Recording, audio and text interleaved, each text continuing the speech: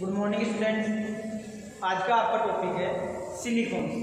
तो अपन पढ़ेंगे कि सिलिकॉन्स क्या होते हैं और कितने प्रकार के होते हैं। आपसे एग्जाम में क्वेश्चन पूछा जाता है सिलिकॉन्स क्या होते हैं समझाइए तथा ये कितने प्रकार के होते हैं, इनका वर्णन कीजिए, उनके बारे में अपने को बताना होता है। इससे पहले जो पिछली क्लास थी आपकी, उसके अंदर अपन ने हाइड्रोक्सिलेशन के बारे में पढ़ा था कि हाइड्रोक्सिलेशन क्या होता है। साथ ही अपन ने देखा था कि जो चक्रीय सिलिकॉन्स है, उन चक्रीय सिलिकॉन्स का जो बहुलीकरण होता है, उनके जो बहुलीकरण की क्रियाविधि है उसके बारे में अपन ने पिछली क्लास में पढ़ा था। तो आज का आपका नेक्स्ट टॉपिक है सिलिकॉन्स। तो देखो सिलिकॉन्स का निर्माण कैसे होता है, सिलिकॉन्स होते क्या है। तो पहले तो क्वेश्चन पूछा जाता है आपसे एग्जाम में, उसकी बात कर लेते हैं कि जो एग्जाम में क्वेश्चन पूछता है वह है कैसे पूछता है। तो देख लीजिए क्वेश्चन क्या होगा आपका। क्वेश्चन पूछता है एग्जामिनर कि सिलिकॉन्स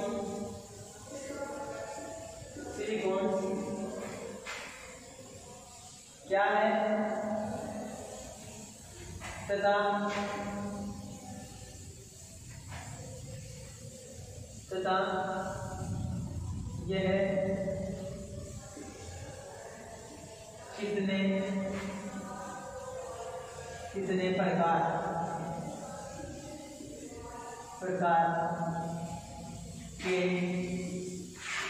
होते हैं। सिलिकॉन क्या है तथा ये कितने प्रकार के होते हैं। तो देखिए, तो जो आपके सिलिकॉन कंपाउंड है, जो सिलिकॉन यौगिक होते हैं, यह कार्बन व ऑक्सीजन युक्त बहुलक होते हैं, अर्थात इनके अंदर कार्बन और ऑक्सीजन परमाणु पाए जाते हैं। यानी कार्बन परमाणु भी होंगे और आपके ऑक्सीजन परमाणु होंगे। साथ ही साथ आपका सिलिकॉन है, सिलिका जो आपका है वह भी उपस्थित होता है। तो क्या कह सकते हैं अपन, सिलिकॉन, कार्बन व ऑक्सीजन, इन तीनों से मिलकर आपके सिलिकॉन जो आपका सिलिकॉन कंपाउंड्स है, सिलिकॉन यौगिक है, उनका निर्माण होता है। आई बात समझ में क्लियर है। और देखिए, तो अपन क्या कह सकते हैं कि कार्बन, ऑक्सीजन व सिलिकॉन यौगिकों को क्या कह सकते हैं अपन, सिलिकॉन, जिनके अंदर कार्बन आ जाए, आपका ऑक्सीजन आ जाए और सिलिकॉन आ जाए। इन तीनों से मिलकर जो बने यौगिक होते हैं उनको क्या कहते हैं, उनको अपन कहते हैं सिलिकॉन। तो समझ में आ गया होगा सिलिकॉन क्या होते हैं। इनमें जो आपका सिलिकॉन और ऑक्सीजन परमाणु है, सिलिकॉन और ऑक्सीजन परमाणु है, यह एकांतरिक क्रम में व्यवस्थित होते हैं। यानी एक बार आपका सिलिकॉन परमाणु आएगा तो एक बार आपका ऑक्सीजन परमाणु आएगा, फिर सिलिकॉन परमाणु आएगा, फिर आपका ऑक्सीजन परमाणु आएगा। तो एकांतरिक क्रम में आपका सिलिकॉन परमाणु और आपका ऑक्सीजन परमाणु व्यवस्थित होता है। साथ ही नेचर की बात करें तो यह उदासीन अणु होते हैं, जिनके ऊपर कोई चार्ज नहीं होता है। यह क्या होते हैं, उदासीन होते हैं। ठीक है, आगे बात करें तो यह अणु जो आपके सिलिकॉन कंपाउंड्स हैं, यह कई प्रकार के होते हैं। टाइप्स की बात करें तो देखिए, जो सिलिकॉन कंपाउंड्स आपके यह मुख्य रूप से 3 प्रकार के होते हैं। 3 प्रकार का मतलब है, एक तो आपका ओपन चेन, जो श्रृंखला युक्त होते हैं, ओपन चेन टाइप के सिलिकॉन। टाइप्स की बात करें तो कितने टाइप्स होंगे, 3 टाइप। तो पहला है आपका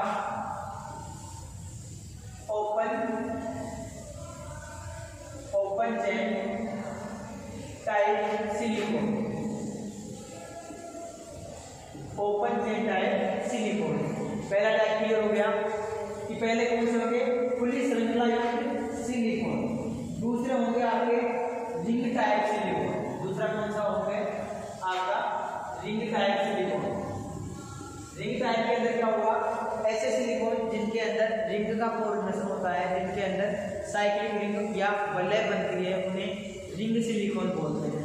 तो दूसरा क्या है आपका ring type silicon.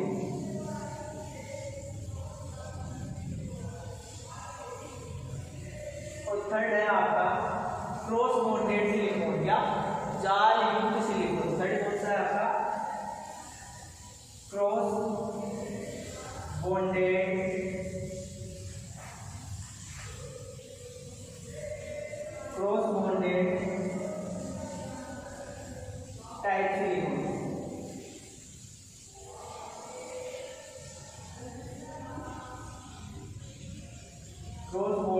Type silicon.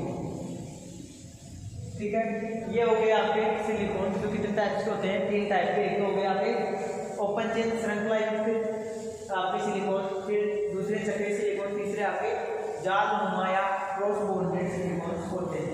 ठीक है, तो फ्रेंड्स क्रॉस बॉन्डेड या जाल नुमा हो गए।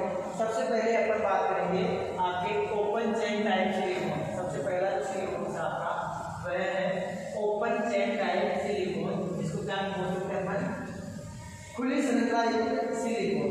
तो देखिए आपको ये तो पता है जो इसका फॉर्मेशन होता है। सबसे पहले इसकी बात करते हैं ये कैसा होता है और इसका निर्माण कैसा होता है। तो आपको जब रिएक्शन की बात करें तो जैसे R2SiCl मैंने पहले बताया था आपको, R2SiCl इस टाइप के जो कंपाउंड्स हैं इसकी संरचना देखिए तो कैसी होगी, RSiCl और यहाँ पर Cl। मान लो इसके दोनों को ले लेते हैं तो R2Cl di alkyl di halo silicon Cl।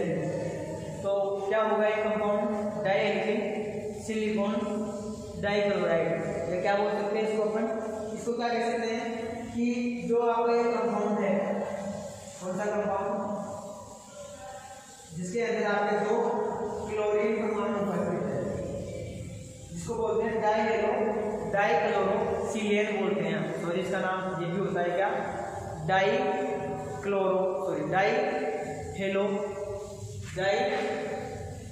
Alkene group है तो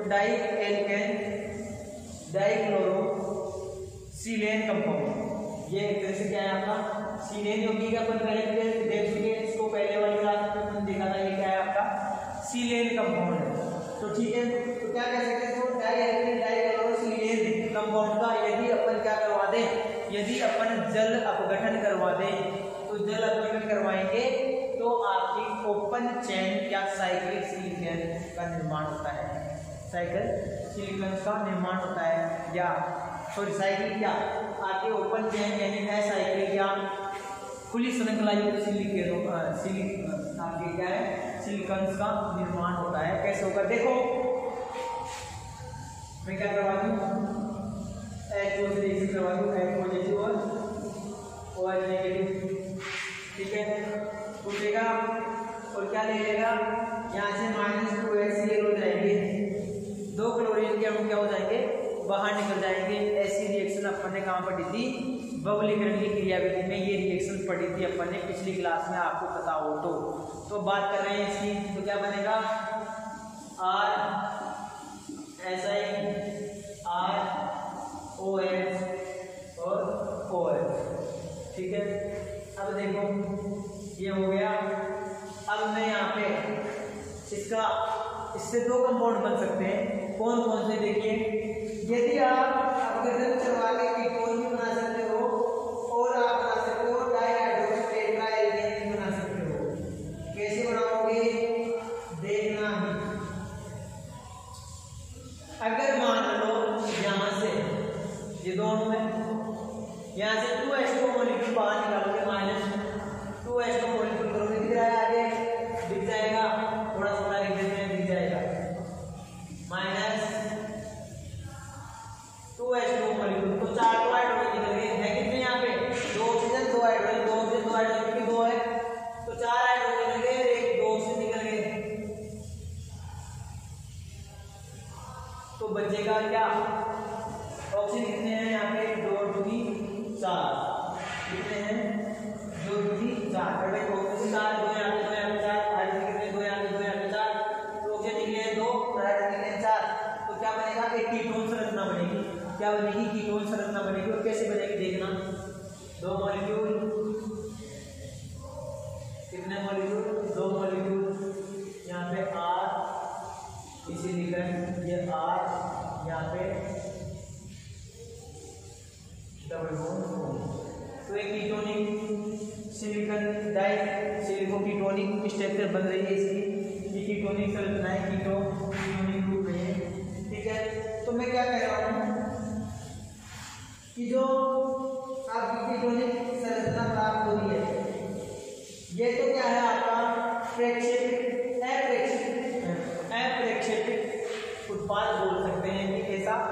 नहीं सकता, ऐसा स्टेबल नहीं होगा।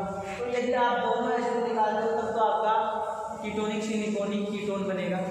और यदि आप हाफ एसिड निकालते हो, half acid 1 molecule of acid निकालते हो तो क्या बनेगा देखना। तो आपका बनेगा हाफ एसिड यानी 1 मॉलिक्यूल का निकालते हो तो आपका बनेगा SiOH, साथ में आपका O, यहाँ पे Si, यहाँ पे OH, यहाँ पे क्या रहेगा आपका R और यहाँ पे R आ जाएगा। ये है आपका डाईहाइड्रोक्सी टेट्रा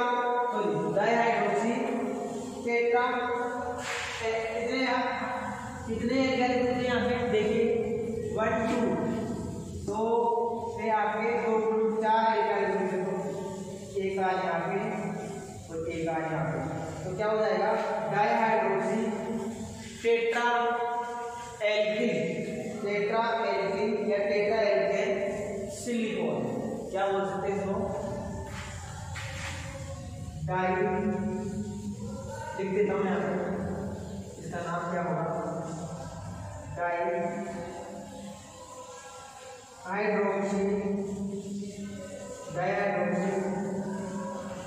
टेट्रा एल्केनो या एल्किन सिलिकॉन। दिख रहा होगा नाम, नहीं दिख रहा तो सुन लिया होगा डाईहाइड्रोक्सी टेट्रा एल्किन सिलिकॉन। तो इस प्रकार से ये जो बन रहे हैं ये ओपन चेन है, सभी के सभी ग्रुप क्या है इसमें खुले हुए हैं, आपके सभी जो सिलिकॉन के कंपाउंड्स हैं उनकी अपने को एसाइक्लिक रिंग यानी ओपन चेन प्राप्त हो रही है। तो वैसे कंपाउंड आपके क्या होंगे चैन सिलिकॉन होंगे। उतार लीजिए इसको, फिर आगे बात करते हैं।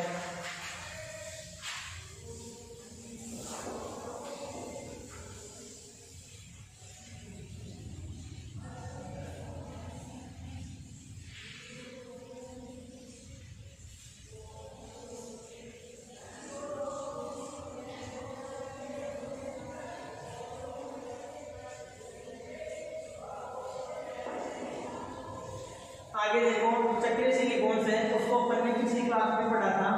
मैंने बोला था कि जो आपके साइक्लिक सिलिकॉन है वो डाईहाइड्रोक्सी सिलेन यौगिक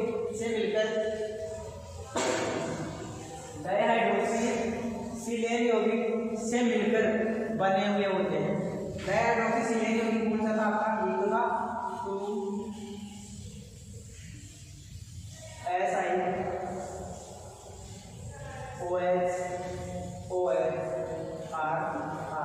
तो इसको अपन क्या बोलते हैं डाईहाइड्रोक्सी सिलेन यौगिक।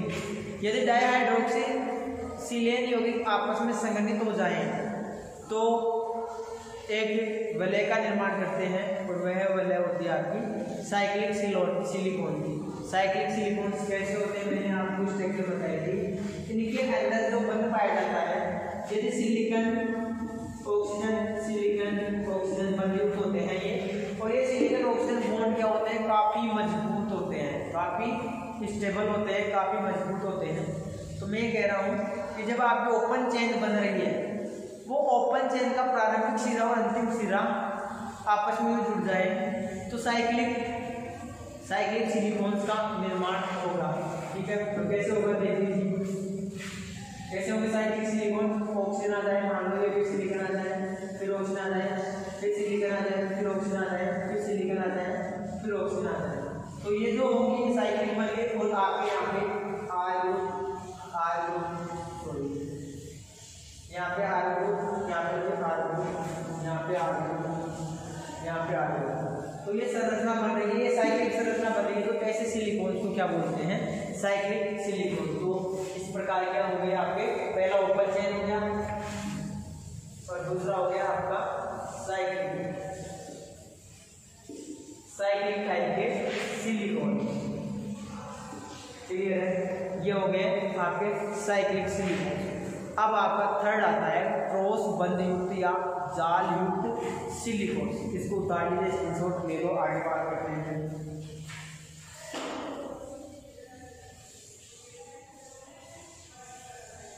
इसका नाम पता हो तो नाम क्या होगा?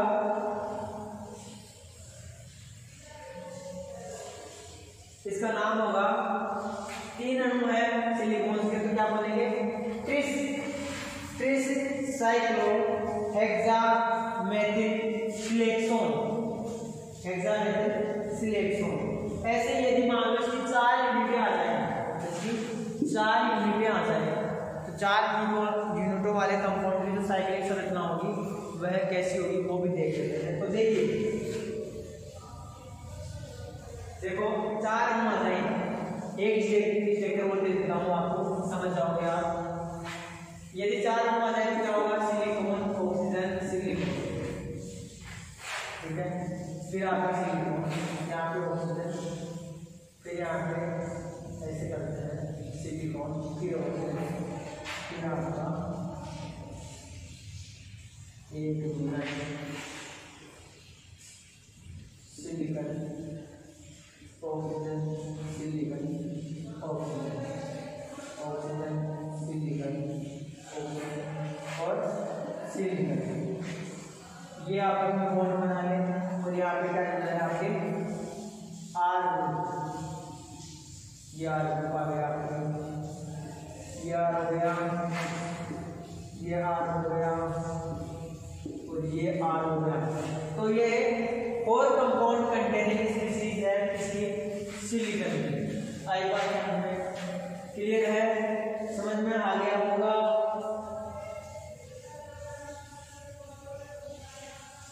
और इसको और कैसे अरेंज कर सकते हो आप देखिए, बिल्कुल सही है।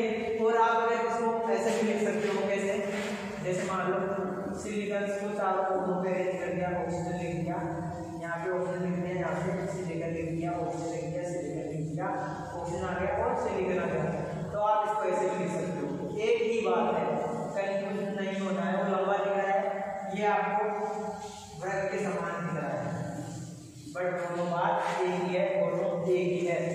देख लो सिलिकॉन की संख्या कितनी? 1 2 3 4, 1 2 3 4, ऑक्सीजन कितने? 1 2 3 4, ऑक्सीजन कितने? 1 2 3 4, 5 कितने? 8 आपके इकाई ग्रुप, 8 आपके इकाई ग्रुप है, वो अरेंज है, ठीक है। आगे देखो, जो भी 4 जो अगर आपकी टेट्रा है, 4 हो सकते हैं, क्या टेट्रा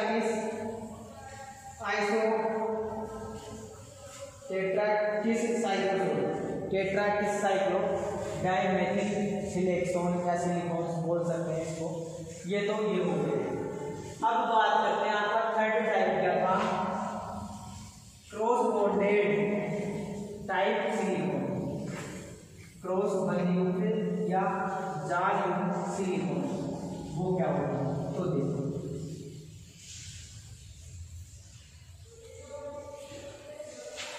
क्रॉस बॉन्डेड सिलिकॉन, तो देखो क्रॉस बॉन्डेड सिलिकॉन का टाइप आपका क्रॉस बॉन्डेड सिलिकॉन। तो क्रॉस बंधिया जाल युक्त सिलिकॉन, तो इनमें क्या होगा? ये जो कंपाउंड्स है, इस प्रकार के कंपाउंड आपके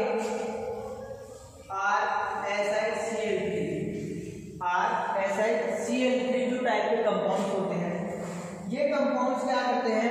इन कंपाउंड का जल अपघटन होगा तो OH जुड़ेगा, OH से वाटर मॉलिक्यूल बाहर निकलेगा, तो आपका क्या होगा? जैसे मैं एक बार इसका जल अपघटन कराई बताता हूँ, जैसे RSi, यहाँ पे Cl और Cl, अपन यहाँ पे 3 मॉलिक्यूल H2 ले लेंगे, 3 तो आपके H पॉजिटिव बनेंगे और 3 आपके क्या बनेंगे? OH नेगेटिव बनेंगे। -3 ऐसे कर रहा हूँ, यहाँ से 1 क्लोरीन 2 क्लोरीन 3 क्लोरीन ये निकल गए, और क्या बना? 3 HCl आपके क्या हो गए? बाहर निकल गए, ठीक है। 3 मॉलिक्यूल एसिड क्या हो जाएंगे? बाहर निकल जाएंगे, और जैसे बाहर निकलेंगे तो क्या बनेगा? देखिए RSIOH ये बनेगा। इसको मैं ऐसे भी लिख सकता हूँ, कैसे देखना, SiROH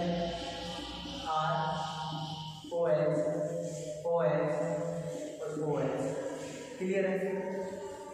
अब देखो ऐसा अणु बन रहा है, ये बन गया, 3 हाइड्रोक्सी समूह आ गए सिलिकॉन के पास।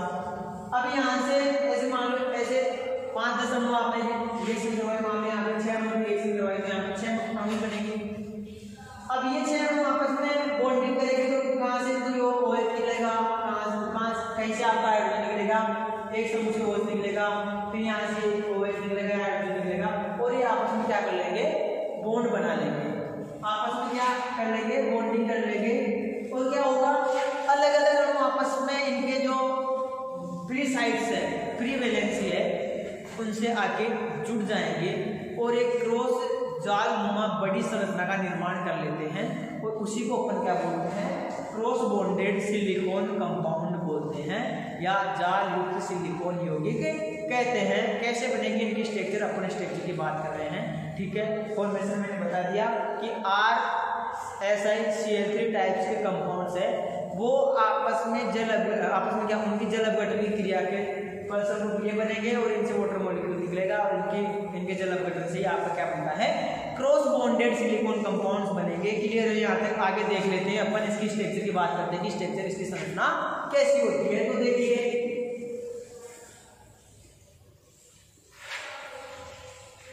देखिए क्रॉस बॉन्डेड में सिलिकॉन होता है, उसकी संरचना कैसी होती है। सबसे पहले आपका सिलिकॉन यहाँ पे मान लो, फिर यहाँ पे मान लो सिलिकॉन, यहाँ पे एक बार थोड़ा छोटा लिखते हैं, जैसे आ जाएगा सिलिकॉन, ऑक्सीजन, फिर यहाँ पे सिलिकॉन, मान लो 1 मिनट, ऑक्सीजन सिलिकॉन, यहाँ पे आर्गन मान लो, ये ऑक्सीजन, फिर सिलिकॉन, फिर यहाँ पे आर्गन, ठीक है, फिर यहाँ पे ऑक्सीजन, फिर सिलिकॉन, ठीक है। थोड़ा लेवल से करते हैं, ऑक्सीजन सिलिकॉन ऑक्सीजन। ये ध्यान रखना है कि 2 ऑक्सीजन परमाणु आपके लगातार ना आ जाए, और 2 ऑक्सीजन परमाणु, 2 सिलिकॉन परमाणु आपके लगातार ना आ जाए। ये चीज आपको ध्यान रखनी है, बाकी का आप एडजस्ट करते रहो, कोई दिक्कत नहीं है।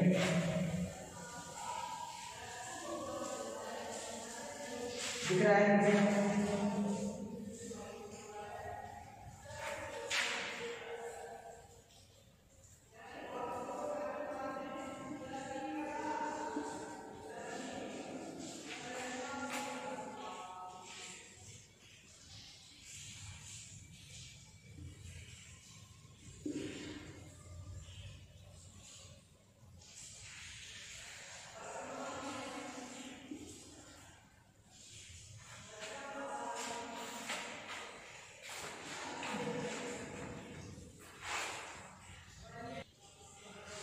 तो देखो इस प्रकार से आपके ये अणु बन जाएंगे।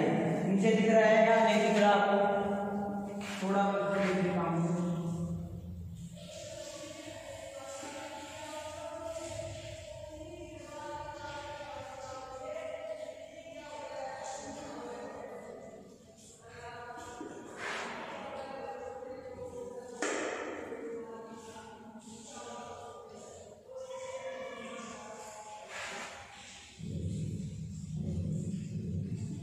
ये लो दिख रहा है, यहाँ पे आर है, यहाँ पर भी आर भी जुड़ा हुआ है आपका, ठीक है। तो देखो ये आपस में क्या है, बहुत सारे अणु आपस में जुड़कर एक जाल सा बना रहे हैं, और इस जाल की संरचना को क्या बोलते हैं, क्रॉस बॉन्डेड सिलिकॉन्स कहते हैं। क्लियर है? उतार लो इसको, इसका स्क्रीनशॉट ले लो।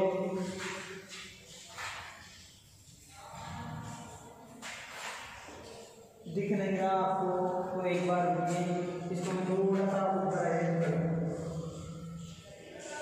चलो बोल देता हूँ मैं। यहाँ पे ऑक्सीजन है, सिलिकॉन, ऑक्सीजन R सिलिकॉन, फिर नीचे R ऑक्सीजन।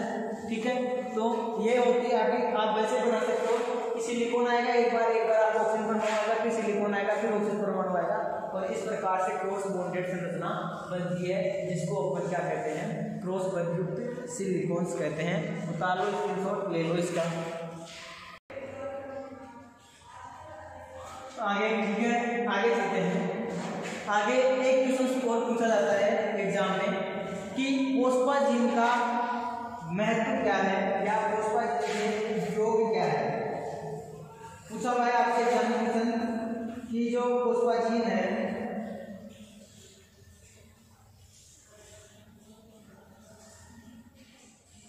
पूछा हुआ है कि फोस्फाजीन से आप क्या समझते हैं तथा इसका उपयोग लिखिए।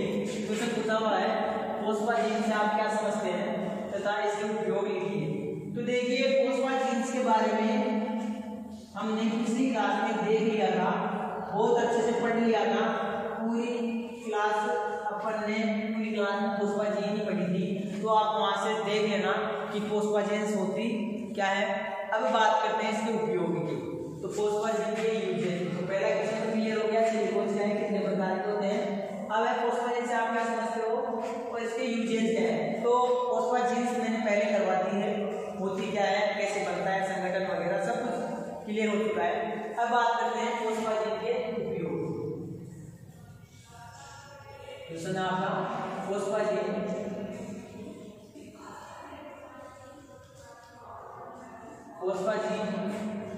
के उपयोग क्या होते हैं, उपयोग क्या है। तो सबसे पहली बात करें इसके यूजेज की, तो पहला यूजेज है औद्योगिक क्षेत्र में। पहला पॉइंट क्या है आपका, औद्योगिक क्षेत्र में। औद्योगिक क्षेत्र में यानी जो फोस्फाजीन है वो उद्योगों में काम में ली जाती है। उद्योगों के अंदर विभिन्न प्रकार की जो प्लास्टिक है, प्लास्टिक के निर्माण है, इसके अलावा जो कई रेसे हैं, रेसों के निर्माण में भी जो आपकी फोस्फाजीन है उसको काम में लेते हैं। इसके अलावा जो आपके कुछ आणविक फोस्फाजीन के जो अणु है उनसे दृढ़ प्लास्टिक, विस्तृत फोम जैसे आदि बनाने में अपन इसको क्या करते हैं, प्रयोग करते हैं। साथ ही जो कुछ ऐसे धागे होते हैं, कुछ ऐसे पदार्थ होते हैं जो जल में नहीं भीगते हैं, तो जल में नहीं भीगने वाले कंपाउंड्स को बनाने के लिए जो आपकी फोस्फाजीन है वो उपयोग में ली जाती है। ठीक है, इसके अलावा बात करें तो आपके जैसे कई प्रकार के जो उद्योग हैं, उद्योग में विभिन्न प्रकार के जो इंस्ट्रूमेंट हैं, विभिन्न प्रकार के जो उपकरण हैं और उपकरण जो अपने दैनिक जीवन में काम में आते हैं, उनको बनाने के लिए भी फोस्फाजीन का उपयोग किया जाता है। नेक्स्ट आपका दूसरा पॉइंट है कम तापीय रसायन। कम तापीय रसायन,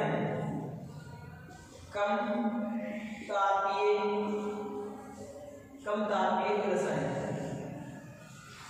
क्या, कम तापीय रसायन। कम तापीय रसायन से क्या मतलब है, कम तापीय रसायन से मतलब यह है कि कम तापीय रसायन का मतलब यह है कि जो मुड़ने वाले आपके इंस्ट्रूमेंट है, जो हल्की फुल्की हीट दें अपन, कम ताप में अपन ताप प्रोवाइड करें तो आपकी प्लास्टिक मुड़ जाती है। तो विभिन्न प्रकार के जो आपके क्या कह सकते हैं अपन कि ये मुड़ने वाले प्लास्टिक बनाने में काम में लिए जाते हैं। इसके अतिरिक्त नाभिकीय विभेदकों के रूप में भी इसको प्रयुक्त करते हैं। कम तापीय रसायन का मतलब है कि ऐसे इंस्ट्रूमेंट जो मुड़ने वाले होते हैं, जिनको अपन इजीली मोड़ सकते हैं, उनमें इसको अपन काम में लेते हैं। ठीक है, क्लियर है यहाँ तक।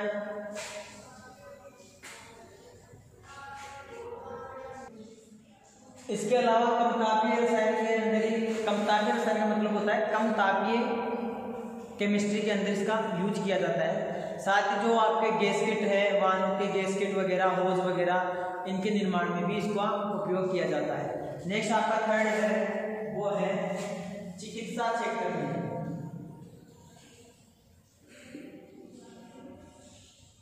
चिकित्सा क्षेत्र में तो देखिए चिकित्सा क्षेत्र में क्या उपयोगी है इसका। तो चिकित्सा क्षेत्र में उपयोग की बात करें तो विभिन्न प्रकार के जो घाव हो जाते हैं, आपकी त्वचा कट जाती है, टिश्यू कट जाती है, त्वचा का अधिक घाव हो जाता है, तो उस घाव के ऊपर जो हल्की लेयर बनाई जाती है वो फोस्फाजीन उसमें काम में आता है। उसकी जो लेयर होती है वो लेयर बनाने से जो आपका दर्द बह जाता है, चोट लगने पर जो दर्द बहता है वो रुक जाता है। तो लेयर बनाने में भी जो फोस्फाजीन से उसका उपयोग किया जाता है। इसके अलावा विभिन्न प्रकार के जो आपके जो फोस्फाजीन है उसमें सबसे जो मुख्य फोस्फाजीन है उसका नाम है क्या, उसका नाम है एमिनोफोस्फाजीन, जिसका उपयोग अस्पतालों में जो जल जाते हैं, त्वचा कट जाती है, उसमें एमिनोफोस्फाजीन का उपयोग किया जाता है। इसके अलावा धागे वगैरह, टाँके वगैरह इनको बनाने में भी इसको काम में लिया जाता है। नेक्स्ट है आपका थर्ड है, फोर्थ है कृत्रिम अंगों के निर्माण। फोर्थ है कृत्रिम अंगों के निर्माण। ये भी है पार्ट इसका हो गया चिकित्सा का, लेकिन अंग अलग से है दे रखा है आपका पॉइंट। तो कृत्रिम अंगों के निर्माण में, तो कृत्रिम अंगों में जैसे आपके विभिन्न प्रकार के जो बॉडी के पार्ट्स हैं उनके निर्माण में विभिन्न प्रकार के जो हाथ पैर आपके कई प्रकार के जो कृत्रिम अंग बनाए जाते हैं उनके लिए उनके अंदर फोस्फाजीन का उपयोग किया जाता है।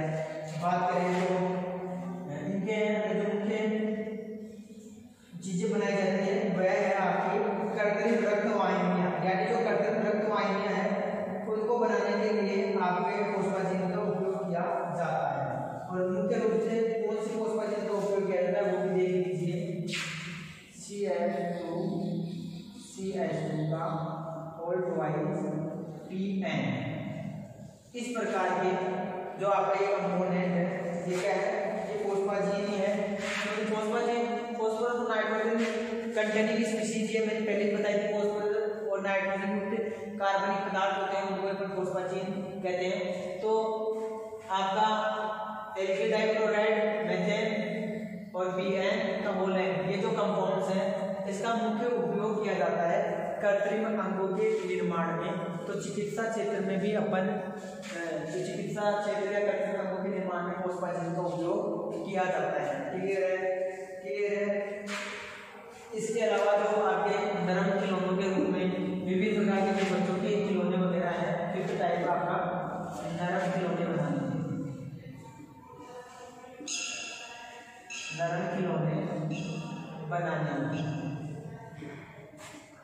कृत्रिम अंगों के रूप में मैंने बता दिया आपको कि विभिन्न प्रकार की वाहिनियां धमनियां वगैरह जो आपकी बनती है कृत्रिम, उनके निर्माण में आपको फोस्फाजीन का उपयोग किया जाता है। इसके अलावा नरम खिलौने हैं, जो बच्चों के खिलौने हैं जो इजीली नहीं टूटते हैं, आराम से कहीं से भी आपको किधर भी मोड़ सकते हो, तो नरम खिलौने बनाने में भी इसका उपयोग किया जाता है, इसका फोस्फाजीन का। क्लियर है यहाँ तक? ठीक है, क्लियर। तो इन पॉइंट्स का आप क्या करो, इनका स्क्रीनशॉट ले लो। आगे देखते हैं फिर अपन नेक्स्ट क्वेश्चन क्या है आपका। ठीक है, क्लियर।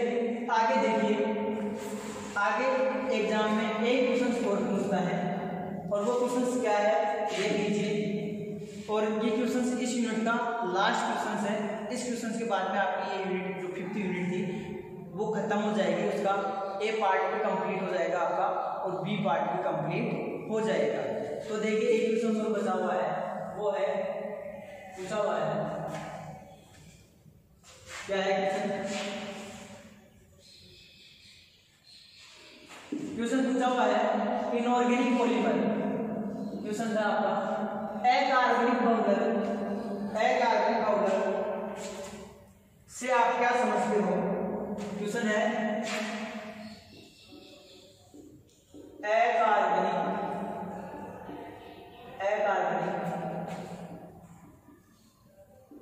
बहुलकों से आप क्या समझते हो।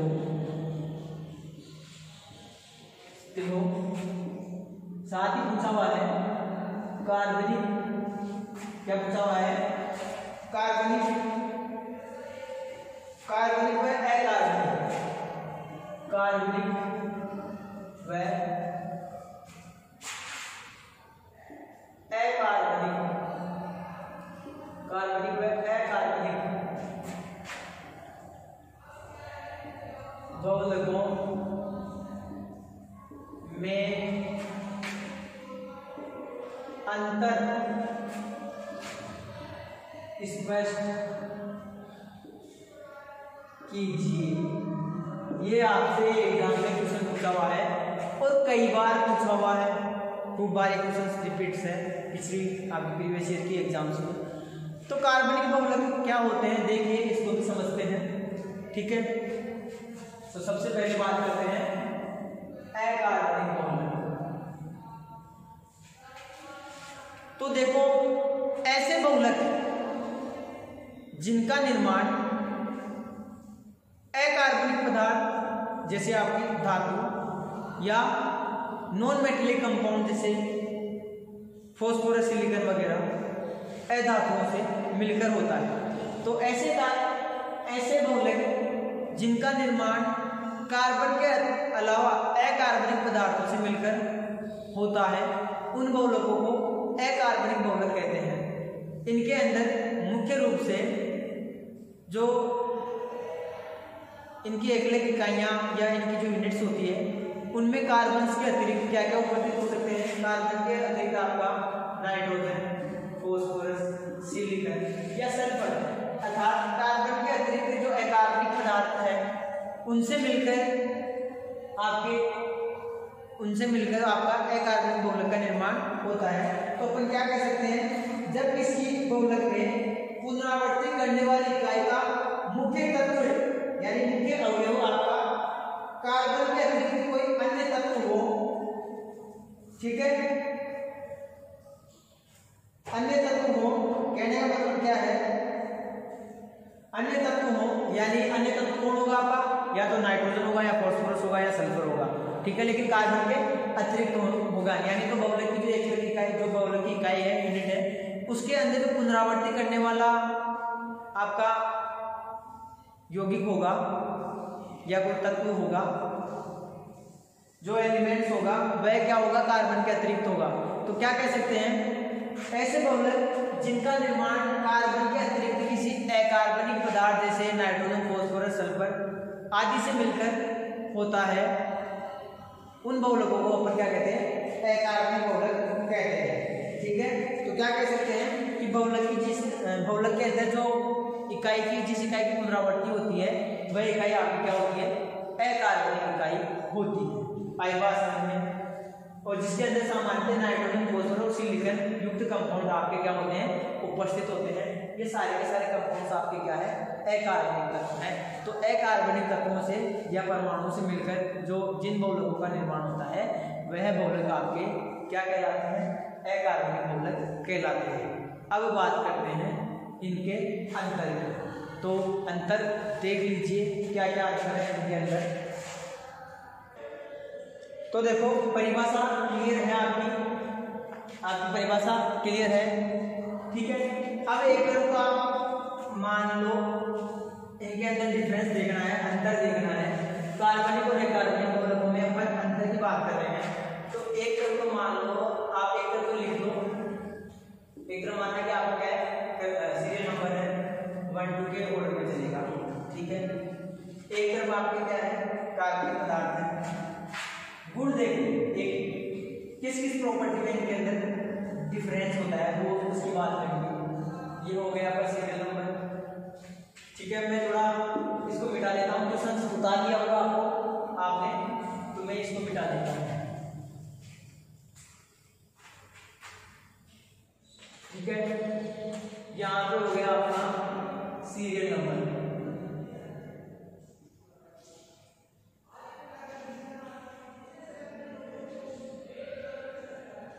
ठीक है।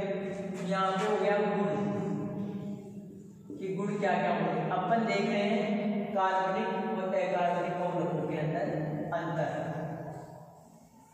ठीक है। यहाँ पे लिख लो आप, क्या करें, सीधी ये यहाँ पे है आपका कार्बनिक, ऑर्गेनिक, कार्बनिक बहुलक लिख देता हूँ, कार्बनिक बहुलक या ऑर्गेनिक पॉलीमर।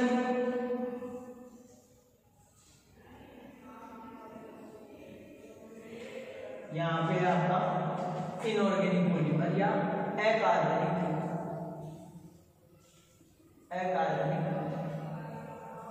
बहुलक। ठीक है, तो देखो सबसे पहले बात करते हैं 1 नंबर पे आपका मेरुदंड। जो मेरुदंड होगी यानी जो चैन होगी मेरुदंड, तो जो मेरुदंड होगी यानी जो श्रृंखला होगी वो किससे मिलकर, मेरुदंड का मतलब वो जो उसका ढांचा है वो किससे मिलकर बना हुआ होगा। तो देखिए इसमें तो आपकी क्या होगी, कार्बन कार्बन बंध युक्त, कार्बन कार्बन बंध युक्त क्या होगी, मेरुदंड होगी। यानी कार्बन कार्बन से मिलकर उपस्थित होगी जो आपकी, सॉरी मेरा मतलब क्या है कि कार्बन कार्बन से मिलकर बनी हुई मेरुदंड इसके अंदर उपस्थित होगी। तो इसके अंदर क्या होगी, इसके अंदर आपकी कार्बन कार्बन के अतिरिक्त, यानी कार्बन कार्बन के अतिरिक्त मेरुदंड उपस्थित होगी। यानी जिसके अंदर आपका क्या होगा, दिख तो रहा है भाई आपको, हाँ दिख रहा है कि जो कार्बन है उस कार्बन के अलावा कोई भी आपका अन्य पदार्थ होगा या अन्य पदार्थ जो काफी मेरुदंड पाई जाएगी। तो कार्बनिक बहुलक होते हैं उनमें कार्बनिक मेरुदंड उपस्थित होती है, जबकि कार्बनिक के अंदर कार्बन के अलावा दूसरी मेरुदंड उपस्थित होगी। अब बात करते हैं ढांचा, नंबर होगा 2 है इसका ढांचा। ठीक है, ढांचा कैसा होगा, इसका रेखीय होगा, यानी एक रेखा के ऊपर रेखा के एक लीनियर रेखा है आपकी, ये सभी रेखा के रूप में व्यवस्थित होंगी कौन, कार्बनिक बहुलक, जबकि ये क्या होंगे, ये है अरेखीय होंगे, यानी ये रेखीय नहीं होंगे। क्लियर, ढांचा क्लियर है। नेक्स्ट आपकी थर्ड है बंध, थर्ड आपका डिफरेंस है पहला, तो ये क्रॉस बंध युक्त ढांचा होगा, उसमें कार्बन कार्बन के अतिरिक्त कोई अन्य ढांचा होगा, कार्बन कार्बन के अतिरिक्त कोई अन्य मेरुदंड उपस्थित होगी जिसके अंदर जो कार्बनिक पदार्थ उपस्थित नहीं होगा। साथ ही बात करते हैं जो ढांचा है वह इसके अंदर रेखीय होगा, उसके अंदर अरेखीय होगा। अब बात करते हैं जो बंध की प्रकृति है, बंध की प्रकृति, बंध की प्रकृति। तो देखिए जो कार्बन कार्बन के पास उपस्थित बंध होगा वह सहसंयोजक प्रकृति का बंध होगा, यानी जो बंध का नेचर होगा वो कौन सा होगा, वह होगा आपका सहसंयोजक बंध। यानी इनके बीच में जो कार्बन कार्बन के बीच में जो बॉन्डिंग होगी या कार्बन के अलावा अन्य हाइड्रोजन परमाणु के बीच में जो बॉन्डिंग होगी वह आपकी होगी सहसंयोजक बंध। तो इसमें क्या पाया जाएगा, सहसंयोजक बंध। ठीक है, इसके अंदर सहसंयोजक बंध उपस्थित होगा और साथ में क्या होगा आपका उपसहसंयोजक बंध उपस्थित होगा। तो बॉन्डिंग क्या क्या होगी इसमें, सहसंयोजक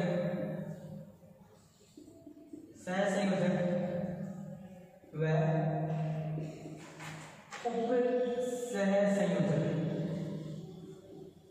उपसहसंयोजक बंध दिख रहा है, उपसहसंयोजक बंध, ये लो उपसहसंयोजक बंध उपस्थित होगा। ठीक है, क्लियर है। आगे देखिए, आगे बात करते हैं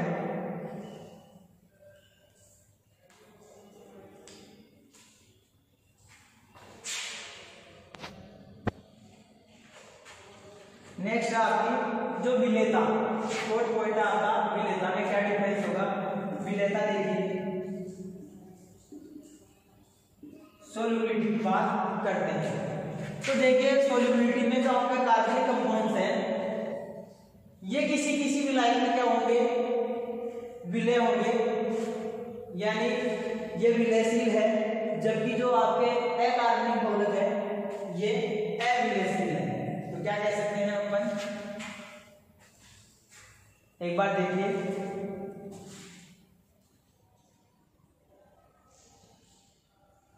हाँ सामान्यतः ये किसी ना किसी विलायक में क्या होंगे, किसी न मतलब ये जरूरी नहीं कि एक विलायक में विलय नहीं हुआ तो दूसरे में नहीं होगा, दूसरे में विलय हो सकता है। तो अपन क्या कह सकते हैं, किसी न किसी विलायक में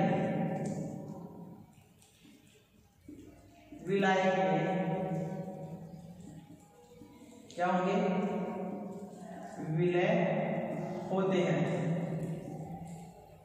किसी न किसी विलायक में ये क्या होंगे, विलय होंगे। जब भी जो अकार्बनिक आपके अकार्बनिक जो बहुलक है ये क्या होंगे, ये सामान्यतया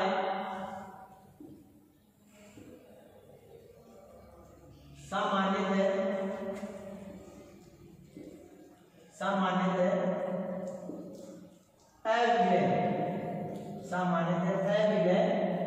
होते हैं, सामान्यतः अविलय होते हैं। क्लियर है, क्या होंगे, अविलय। सामान्य नॉर्मल कंडीशन में अपन बोल रहे हैं अविलय होते हैं, लेकिन कुछ एडवांस कंडीशन देते तो ये सोल्यूबल हो जाते हैं, बट सामान्यतः ये क्या होंगे, आपके अविलय होंगे। जबकि कार्बनिक विलायक है ये किसी ना किसी विलायक में क्या होंगे, सोल्यूबल होंगे। अब बात करते हैं 5th नंबर पे आता है आपका क्या, प्रकृति। तो देखिए प्रकृति की बात करें तो ये रेशेदार व मुलायम होते हैं। क्या होंगे, रेशेदार व मुलायम, यानी जो इनकी प्रकृति होगी वह रेशेदार होगी और मुलायम प्रकृति होगी। जबकि ये क्या होंगे, जो अकार्बनिक बहुलक है ये आपके क्या होंगे, इनकी जो प्रकृति है ये कठोर होंगे वह भंगुर होंगे। क्या कैसे होंगे, कठोर व भंगुर। कैसी प्रकृति के होंगे, कठोर व भंगुर होते हैं।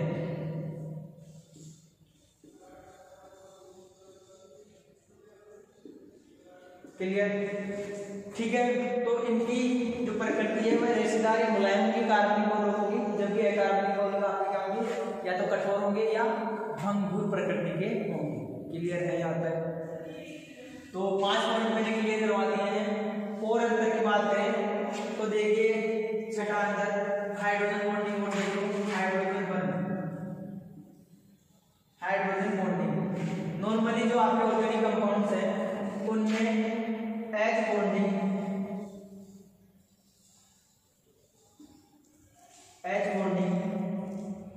उपस्थित होती है, H बॉन्डिंग उपस्थित होती है, यानी हाइड्रोजन बॉन्डिंग होती है। और इसमें क्या होगी, H बॉन्डिंग अनुपस्थित होती है,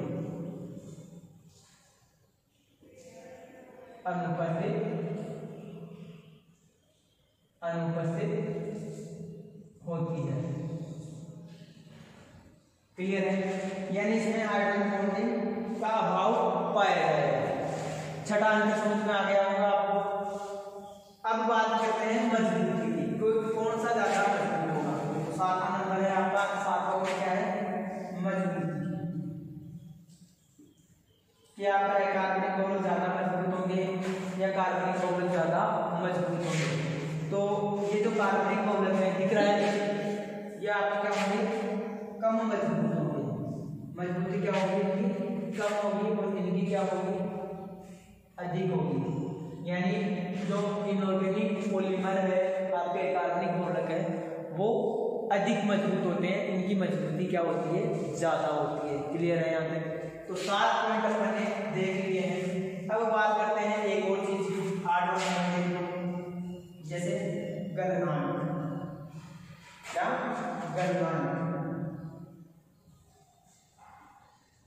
गलनांक की बात कर लेते हैं। तो जो गलनांक होगा, इनका गलनांक क्या होगा, ये मजबूत कम है तो गलनांक भी क्या होगा, कम होगा, क्योंकि इजीली थोड़ी सी हीट करोगे तो ये आसानी से मेल्ट हो जाते हैं। गलनांक का क्या होता है, कम होता है। और इनका क्या होगा, अधिक होगा। क्या होगा, अधिक होगा। तो 8 पॉइंट अपन ने देख लिए हैं। 8 अंतर अंतर देख लिए हैं किसके, कार्बनिक और अकार्बनिक यौगिकों के। फटाफट से इसका स्क्रीनशॉट ले लो, फिर एक दो कैरेक्टर्स की और बात करते हैं।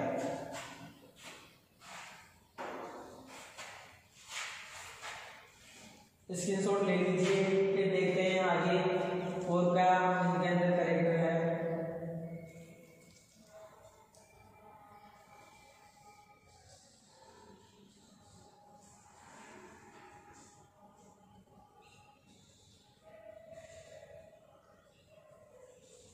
हो गया, तो दो अंतर और देख लेते हैं अपन कौन कौन से हैं। व्यवहारिक बात मैं 2 पॉइंट ऊपर से हटा देता हूँ।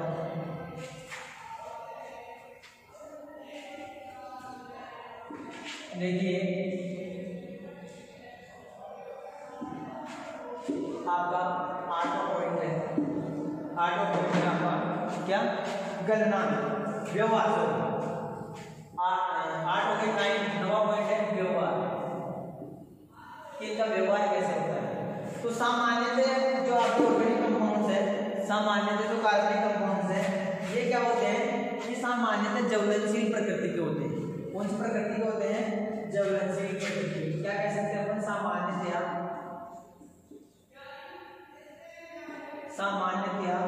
ये क्या होंगे, ये ज्वलनशील, सामान्यतः ये ज्वलनशील होते हैं। और ये क्या होंगे, आपके अज्वलनशील होते हैं। क्या होते हैं ये, अज्वलनशील, अज्वलनशील होते हैं। ठीक है, क्या होंगे ये, सामान्यतः अज्वलनशील होते हैं। नवा व्यवहार समझ में आ गया कि जो ऑर्गेनिक कंपाउंड्स हैं, अगर अपन देखें तो इनका जो प्रकृति होती है, इनका जो व्यवहार होता है, तो ऑर्गेनिक कंपाउंड्स क्या कर देते हैं, स्टीम को जला देते हैं। कार्बनिक बहुलक क्या होंगे, ज्वलनशील होंगे, जबकि अकार्बनिक बहुलक क्या होंगे, अज्वलनशील होंगे। ठीक है, साथ ही बात करें इनके जो कणों की प्रकृति है, उन कणों की प्रकृति की बात करें तो क्या होगा, कणों की प्रकृति जो कार्बनिक बहुलक है इनकी उदासीन होती है। तो 10वां पॉइंट क्या हो जाएगा आपका, 10वां अंतर क्या हो जाएगा। टोटल आप 5-7 अंतर याद रखते हो, वो भी बहुत है आपके लिए, बहुत सफिशिएंट है 7-8 पॉइंट भी, लेकिन फिर भी मैं बता देता हूँ आपको। 10वां पॉइंट क्या होगा आपका, कणों की प्रकृति, कणों की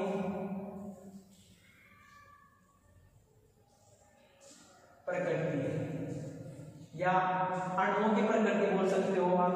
वैसे पूरे कंपाउंड की प्रकृति तो हमने देखी थी, क्या मुलायम और रेशेदार और कठोर और भंगुर थे, लेकिन जो कण से आयन से उनके ऊपर चार्ज की प्रकृति की बात कर रहे हैं, तो कणों की प्रकृति या अणुओं की प्रकृति मान लो, अणुओं की प्रकृति गुण क्या है, अणुओं की प्रकृति। तो इनके अणुओं की प्रकृति ये सामान्य उदासीन अणु होते हैं, उदासीन अणु होते हैं। क्या होंगे, उदासीन होंगे।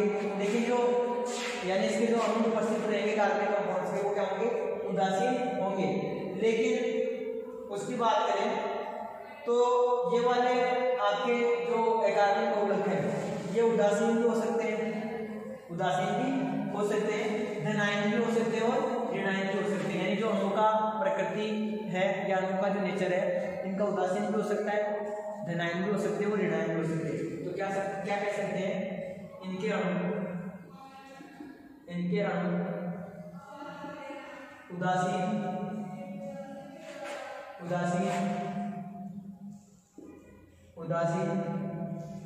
धनायन व ऋणायनिक प्रकृति के होते हैं। ठीक है, क्लियर है, उतारो, स्क्रीनशॉट ले लो, आगे बात करते हैं। फिर हो गया, ठीक है। तो देखिए ये था आपका क्वेश्चन की अकार्बनिक बहुलक क्या होते हैं, कार्बनिक व अकार्बनिक बहुलकों में अंतर बताइए। तो ऐसे पदार्थ जिनमें कार्बन के अतिरिक्त कोई अन्य अकार्बनिक तत्व जैसे नाइट्रोजन, फॉस्फोरस, सल्फर, सिलिकॉन, आपके जो ये अकार्बनिक धातु है या अकार्बनिक तत्व हैं, ये उपस्थित होते हैं, तो उन्हें अपन क्या कहते हैं, उनसे मिलकर जो बहुलक का निर्माण होता है, इन कंपाउंड से मिलकर जो बहुलक बने होते हैं, उन कंपाउंड्स को अपन क्या कहते हैं, अकार्बनिक बहुलक कहते हैं। क्लियर यहाँ तक। अब बात करते हैं कि अंतर की। फिर अपन ने क्या देखा, अंतर कि कार्बनिक बहुलक क्या होते हैं, अकार्बनिक बहुलक अकार्बनिक बहुलक क्या होते हैं। तो अंतर के अंदर मैंने ये बोला है कि आपके टोटल मैंने 10 अंतर बताए हैं कार्बनिक बहुलक के अंदर और अकार्बनिक बहुलक के अंदर। कितने अंतर पढ़े अपन ने, टोटल 10 अंतर पढ़े हैं। 10 अंतर आपको याद होने चाहिए। 10 अंतर याद नहीं है तो कम से कम 8 अंतर तो आपको पता होना चाहिए कि कार्बनिक बहुलक और अकार्बनिक बहुलक में क्या अंतर होते हैं। बिल्कुल सिंपल है, छोटे छोटे अंतर हैं जो अपन ने देख लिए, बाकायदा अपन ने चार्ट बनाया है और आपको पता चल गया होगा कि कार्बनिक बहुलकों में और अकार्बनिक बहुलकों में क्या अंतर होता है। ठीक है, क्लियर है। ये तो हो गई इस क्वेश्चन की बात जो अपन ने देखी है। तो अब जो आपकी ये जो यूनिट थी कौन सी, बायो इनऑर्गेनिक केमिस्ट्री, जो आपका पार्ट ए था बायो इनऑर्गेनिक केमिस्ट्री का यूनिट, जो आपकी इनऑर्गेनिक केमिस्ट्री की 5th यूनिट थी। इस 5th यूनिट में जो पार्ट ए था आपका, वो था आपका क्या, बायो इनऑर्गेनिक केमिस्ट्री, और पार्ट बी था, वो पार्ट बी क्या था आपका, इनऑर्गेनिक पॉलीमर। और इनऑर्गेनिक पॉलीमर में मुख्य रूप से 2 कंपाउंड्स पढ़े हैं अपन ने, एक तो फोस्फाजीन और आपकी दूसरा क्या था, सिलिकॉन्स। तो सिलिकॉन्स और फोस्फाजीन से हर साल क्वेश्चन बनता है और बड़ा ही क्वेश्चन बनता है। तो फोस्फाजीन का सिंथेसिस आपको पता होना चाहिए, साथ ही सिलिकॉन्स का सिंथेसिस भी पता होना चाहिए, और फोस्फाजीन के जो कैरेक्टर्स वगैरह है, केमिकल रिएक्शंस वगैरह है, जैसे फिडल ग्राफ एल्काइलेशन हो गई आपकी। फिडल ग्राफ के अलावा आपकी जो अपघटन वाली थी, अमोनिया अपघटन वाली थी, इसके अलावा एल्कोहल से अपन ने रिएक्शंस करवाई थी, वो सारी रिएक्शंस आपको याद होनी चाहिए। इनसे क्वेश्चन पूछता है हर साल। साथ ही साथ जो मेन क्वेश्चन बनता है वो क्वेश्चन पूछा जाता है एग्जाम में पी-एन बॉन्ड की प्रकृति से, यानी जो पी-एन बॉन्ड है, पी-एन बंध के नाम से ही क्वेश्चन पूछता है आपसे कि पी-एन बंधयुक्त कंपाउंड क्या है, या क्या पता चलेगा, पी-एन बंध की प्रकृति का वर्णन कीजिए, साथ में इसकी गुण और प्रॉपर्टीज को बताइए। तो वहाँ पे आपको पी-एन बॉन्डिंग के बारे में पूछे तो वहाँ पे आपको उसकी जो आपको पी-एन बंध के बारे में मैंने बताया था, उसकी स्ट्रक्चर वगैरह भी बताई थी। आपको बॉन्ड एंगल के अलावा बॉन्ड लेंथ आदि का पता होना चाहिए। तो फोस्फाजीन से एक तो क्वेश्चन बनता है और एक आपका सिलिकॉन से क्वेश्चन बनता है। तो दो ही आपके टॉपिक्स से एग्जाम में क्वेश्चन पूछे जाते हैं जो मैंने आपको बता दिए हैं। और वहाँ पे जो पिछले वाला पार्ट था, ए पार्ट था, वहाँ पे आपका जनरली जो आपके क्रोमोफोर है, सॉरी क्लोरोफिल है, हीमोग्लोबिन, मायोग्लोबिन, या अति सूक्ष्म मात्रा में जो एसेंशियल एलिमेंट्स और ट्रेस एलिमेंट्स हैं, वहाँ से भी क्वेश्चन पूछा जाता है। तो एक क्वेश्चन वहाँ से बनता है और एक क्वेश्चन आपका इस पार्ट से बनता है। तो दोनों पार्ट आपके इंपॉर्टेंट है। कभी कभी दोनों पार्ट से मिक्सिंग हो जाती है, इसलिए अपन ने दोनों पार्ट कवर कर लिए हैं। और इसी के साथ जो आपकी यूनिट जो 5th थी वो कंप्लीट होती है। इसमें अपन ने लगभग जो आपके प्रीवियस ईयर, लगभग क्या आपके जो प्रीवियस ईयर में जितने भी क्वेश्चन पूछे हुए हैं वो मैंने बता दिए हैं आपको। आगे जो आपकी नेक्स्ट यूनिट है उसकी बात करेंगे। तो अभी जो आपके 5th यूनिट है वो ऑलमोस्ट पूरी कंप्लीट करवा दी है, जिसके पार्ट फर्स्ट और सेकंड दोनों ने अपन ने अच्छे से देख लिया है। ठीक है, क्लियर है यहाँ तक। आगे अपन जो नेक्स्ट यूनिट है आपकी यूनिट अपन ने फर्स्ट क्लियर कर ली है, यूनिट 5th क्लियर कर ली है। फर्स्ट क्या थी, हार्ड सॉफ्ट एसिड बेस वाली थी, वो अपन ने पढ़ ली है। और नेक्स्ट आपकी जो 5th यूनिट ये थी जो भी मैंने आपको बताई वो अपन ने क्लियर कर ली है। अब जो आपकी नेक्स्ट यूनिट है वो अपन या तो सेकेंड यूनिट है जो आपकी, वो अपन स्टार्ट करेंगे नेक्स्ट क्लास से। तो अभी की क्लास के लिए आपके लिए इतना ही। आगे अपन जो नेक्स्ट यूनिट है वो अपन नेक्स्ट क्लास में पढ़ेंगे। ठीक है, क्लियर है। आप यदि आपने इसका स्क्रीनशॉट नहीं लिया है तो आप स्क्रीनशॉट ले लो और फिर जो नोट्स वगैरह है वो अच्छे से क्लियर कर लेना। आप पढ़ लो और बुक्स वगैरह मेंटेन करते रहो, अच्छे से देखते रहो, और चीज़ें जो आगे जैसे यूनिट है आपकी वो नेक्स्ट यूनिट अपन नेक्स्ट क्लास में देखेंगे। ठीक है, क्लियर, ओके।